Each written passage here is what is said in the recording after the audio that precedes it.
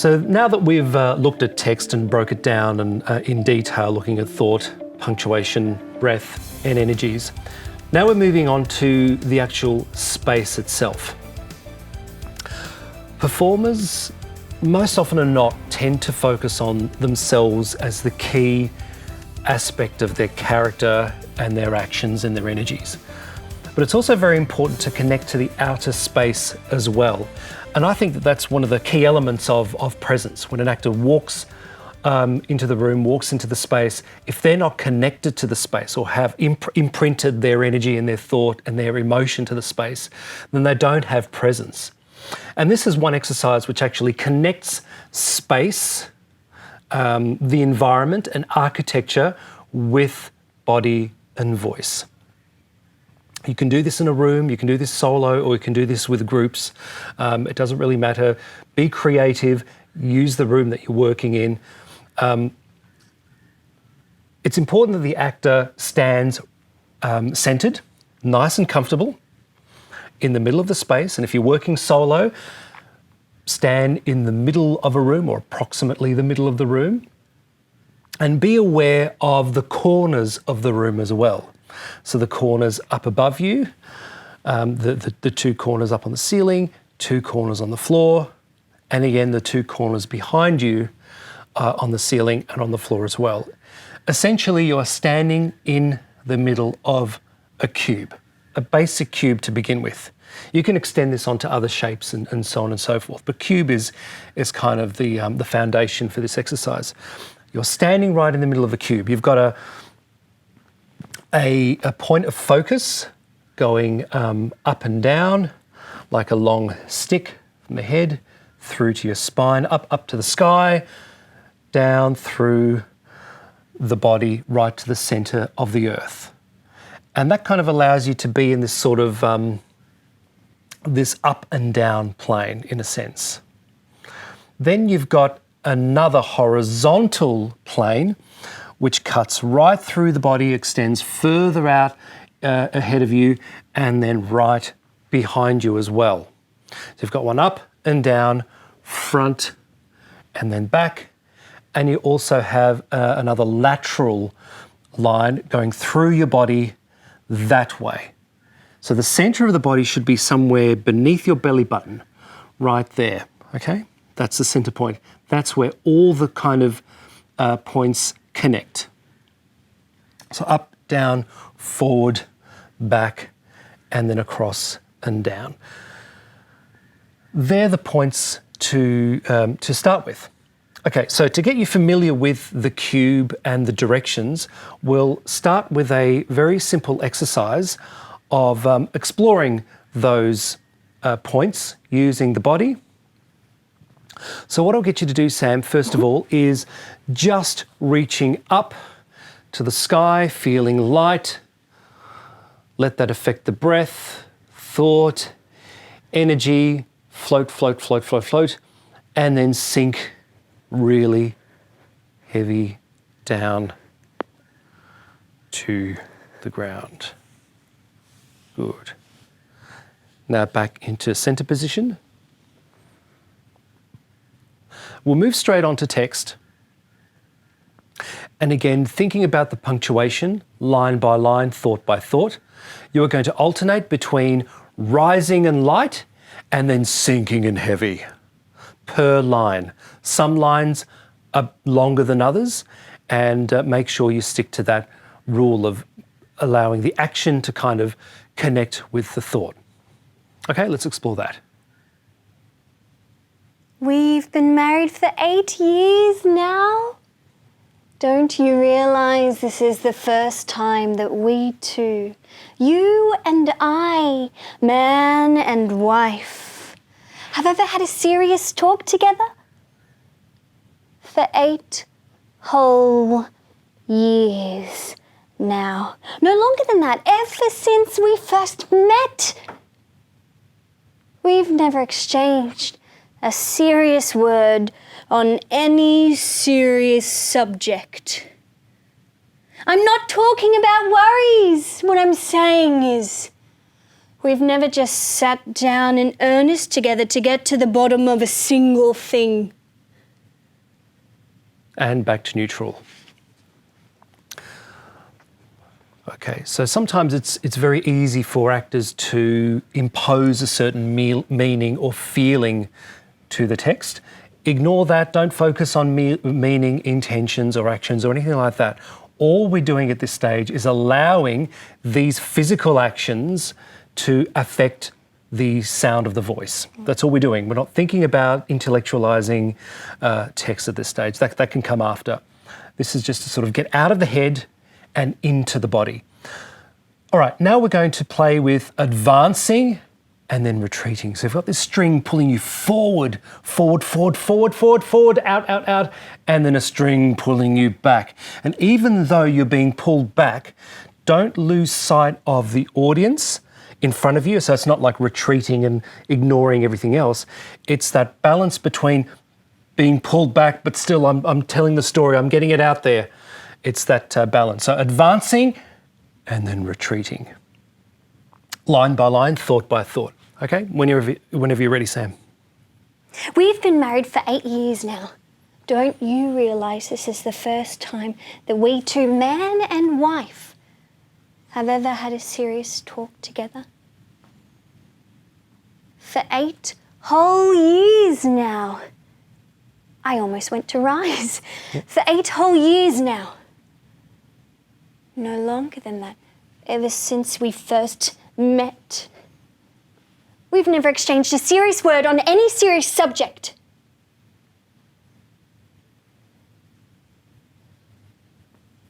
We've never exchanged a serious word on any serious subject. I'm not talking about worries. What I'm saying is...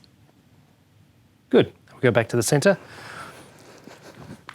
It's interesting you picked up that you were going to rise in that moment, and that's and that happens. That's you know, sometimes we'll go to that in a moment, but it's only natural to play with, to kind of feel something else, and you think, oh, hang on, I'm rising or I'm sinking, and that's And there's something great about the really strong direction forward, and there's almost like a sort of a sense of pace that's different to rising. Yep. And I think that's why I sort of noticed it, because I went, hang on, this pace is kind of... But then again, I guess you can still advance slowly. But again, I find this a very useful directorial tool when you telling actors, instead of telling them to move, okay, now walk to that chair or walk over there or move over there. It's not really a direct directive. I find it best to say now advance to that chair or advance to that. It's more driven with a sense of action and purpose, you know, advancing to a particular spot or... It's a lot more playable for an actor. Absolutely, yep. Okay, so now the final exercise in this series is the widening and narrowing. So when you widen, not only does your body kind of widen, your physical body, but also your pharynx and your mouth, the space within your mouth widens as well, and then it narrows when you narrow in. So any kind of physical direction has to apply to the voice as well. So that, the voice, the vocal apparatus is not separate to the body. It's all interconnected. All right, let's explore widening and narrowing. We've been married for 8 years now. Don't you realise this is the first time that we two, you and I, man and wife, have ever had a serious talk together? For 8 whole years now. No longer than that, ever since we first met. We've never exchanged a serious word on any serious subject. I'm not talking about worries. What I'm saying is, we've never just sat down in earnest together to get to the bottom of a single thing. Good, okay, and relax. Right, okay, now what we're going to do is explore combinations of rising, sinking, advancing, retreating, widening and narrowing. And And again, this isn't really character development. This is about getting comfortable with exploring different energies and vocal and physical qualities. Okay, so what I'll get you to do first up is start in a wide rise position and ignore the punctuation points now. What we're going to do, ignore the line by line notion of previous exercises, and we're going to flow through the text. Okay, so what you're going to do, you're going to start with rise, widening, and you're going to speak dialogue as you retreat and sink and narrow. Retreat, sink, narrow. All right, let's go. We've been married for 8 years now.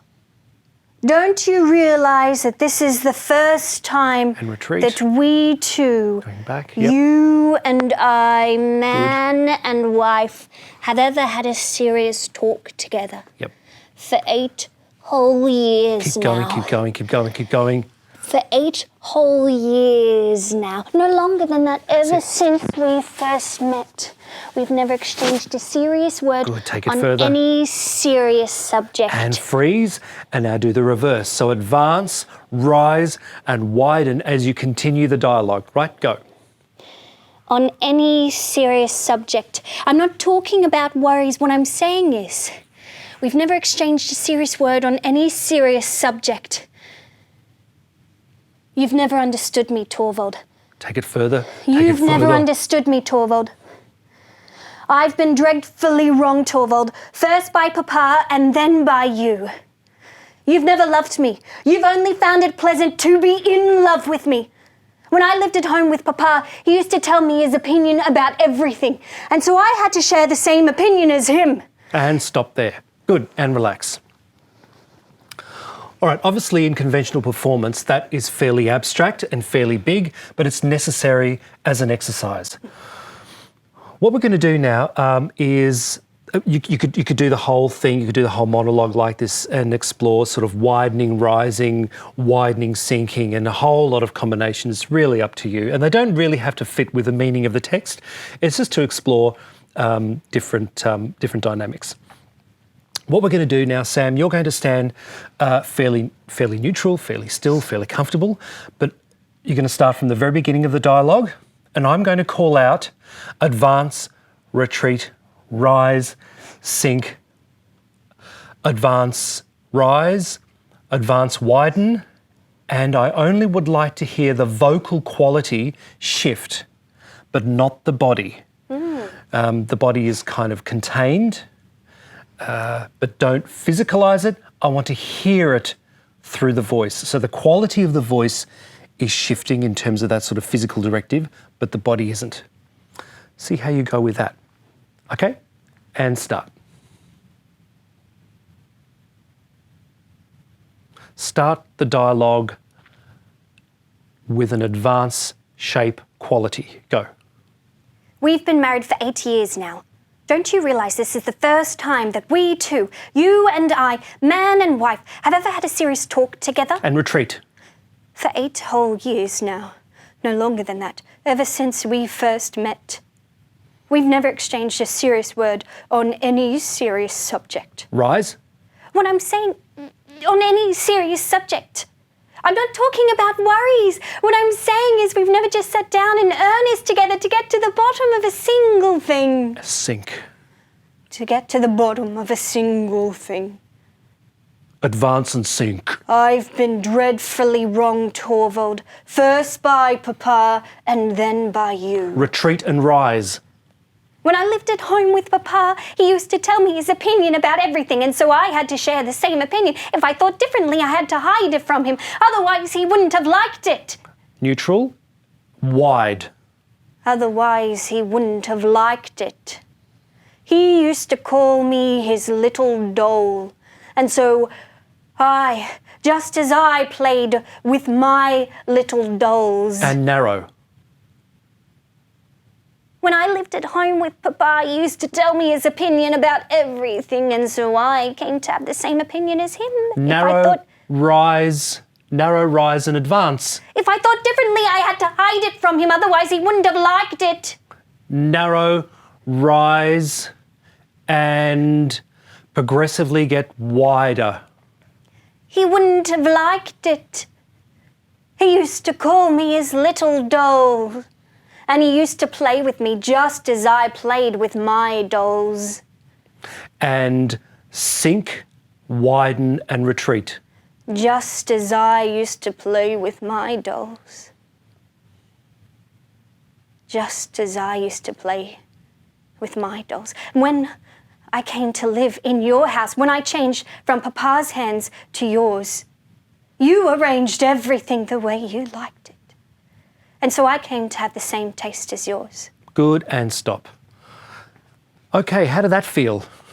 Oh, it's interesting because my text was sort of all like, whoa, whoa, whoa, whoa, whoa. But it's great because I was noticing that the desire to control or the desire to sort of direct the text, you get challenged by that when you're working these different sort of energy states, these different sort of vocal qualities.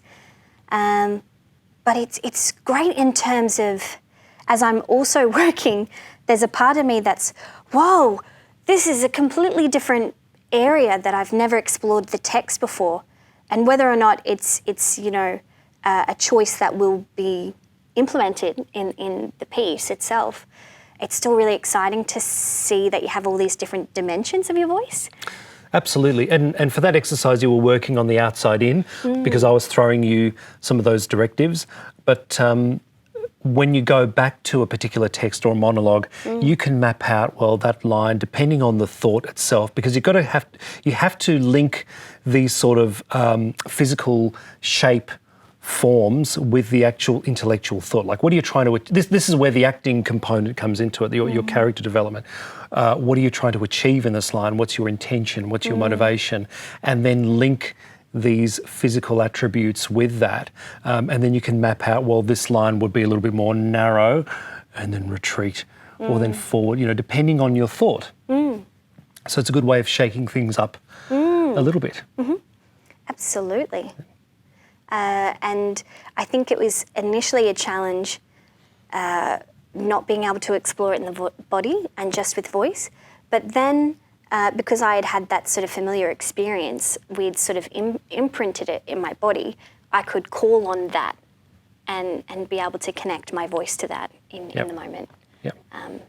Great. Excellent. Well, thank you very much, Sam. One final note that I have to say is that text, language, dialogue, monologues, it's important to have fun with them and not be bound by a particular set of rules. I mean, every actor deals with things differently. Not every method will work for every single performer.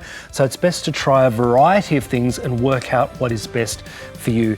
And these exercises aren't prescriptive. They may have a framework to which the actor has to work in, but it's essentially that, a framework.